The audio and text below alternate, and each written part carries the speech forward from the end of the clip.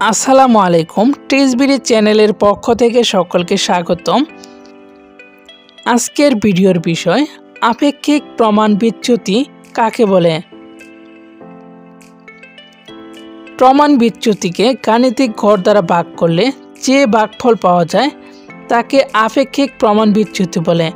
একে শতকরা বা সহস্রকরায় প্রকাশ করা হয়। আমি আবারও বলছি, প্রমাণ বিচ্যুতিকে গাণিতিক ঘর দ্বারা ভাগ করলে যে ভাগফল পাওয়া যায় তাকে আপেক্ষিক প্রমাণ বিচ্যুতি বলে। একে শতকরা বা সহস্রকরায় প্রকাশ করা হয়। ভিডিওটি যদি আপনাদের কাছে একটুও ভালো লেগে থাকে তাহলে অবশ্যই ভিডিওটিতে একটি লাইক দিয়ে ইউটিউব চ্যানেলটি সাবস্ক্রাইব করে রাখবেন। তাহলে আমরা শিক্ষা সংক্রান্ত যে কোনো ধরনের ভিডিও আপলোড দিলে সাথে সাথেই নোটিফিকেশন পেয়ে যাবেন। ধন্যবাদ সবাইকে, সকলে ভালো থাকবেন। পরবর্তী কোনো ভিডিওতে দেখা হবে আপনাদের সাথে। আল্লাহ হাফেজ।